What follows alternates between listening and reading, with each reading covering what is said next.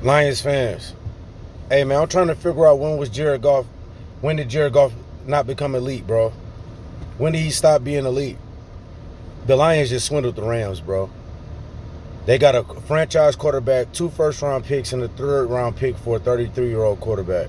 I love Stafford. Stafford always been my quarterback. But look, Jared Goff ain't started regressing until the Rams took away his top options in Brandon Cooks and Gurley. 2,000 yards was took away from him. They never replaced it. Josh Reynolds already been on the roster. They never replaced the 1,000 yards and attention that Cooks got. So, of course, you're going to have a regression from Goff. You take 2,000 yards away from Mahomes or the production that Tyreek Hill and Kelsey get, he going to regress. We seen what Watson and Hopkins, and we also seen what's going on and what happened with Josh Allen without Diggs. That's just one weapon that they don't have. The Rams took away 2. Pay attention to that game in L.A. a couple years ago in 2018 when the Rams beat Kansas City 54-51. Hey, look, the talk wasn't that different. That boy Goff was in them conversations with Watson, Mahomes, Allen. He was in them talks, bro. We got to remember that shit. Sean McVay and the Rams fucked up. They fucked up from giving all that damn cap out. They was giving out, throwing money out there, just throwing money out to everybody. Throwing their draft picks out there. Now they sit in a situation where they went to Jared Goff and they asked him to take a pay cut. He said, fuck no. And now they fucked. Now they fucking up my quarterback now.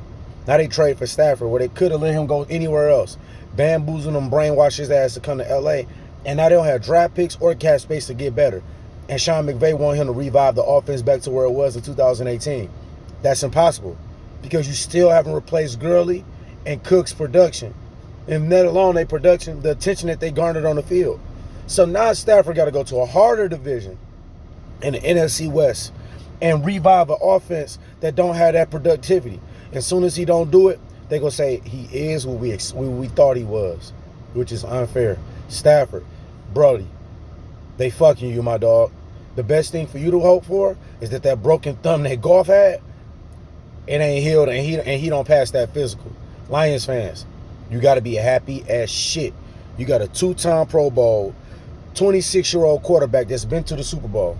The motherfucker just came off of beating Russell Wilson in the playoffs on the road. Went to war with Aaron Rodgers. Played good. Was the best Ram on the field. You got to pay attention to this shit. Don't watch that ESPN bullshit and what they tell you. Sean McVay was feeding Troy Aikman and they had some bullshit through them player and coach meetings. And they was talking shit about Goff because they knew they had to get up out that contract. Hey, Lions fans, something is different in the air, brother. Something is different in the air. Chris Spielman got in. All these boys, hey, from Ray Agnew to John Dorsey to motherfucking Brad Holmes. Brad Holmes also was one of the guys that put that team around Goff. He's got experience and he knows what he has. Something tells me, actually, I was going to say that I thought that the Lions didn't like none of these quarterbacks. I thought the Lions just didn't like none of the quarterbacks besides Lawrence and they decided to go a different route. But now that I think about it, that motherfucker Holmes said, y'all letting Goff go? So now I can bring this motherfucker to a weaker division. The NFC North is weaker than the NFC West. The Cardinals are better than the Bears and Vikings. The Rams are better than the Rams and Vikings. Than the Bears and Vikings. San Francisco. Both of those teams can rival Green Bay. They can be better than Green Bay. Some could argue if this Rams defense was healthy, they would have beat Green Bay. If the Rams was healthy, they would have beat Green Bay. So, you got to wonder, bro. Fuck all the narratives that they've been giving out there about Goff being trash. We've seen the analytic numbers when he had the weapons. We know the talk that they had when he had the weapons. At 7. You got Galladay.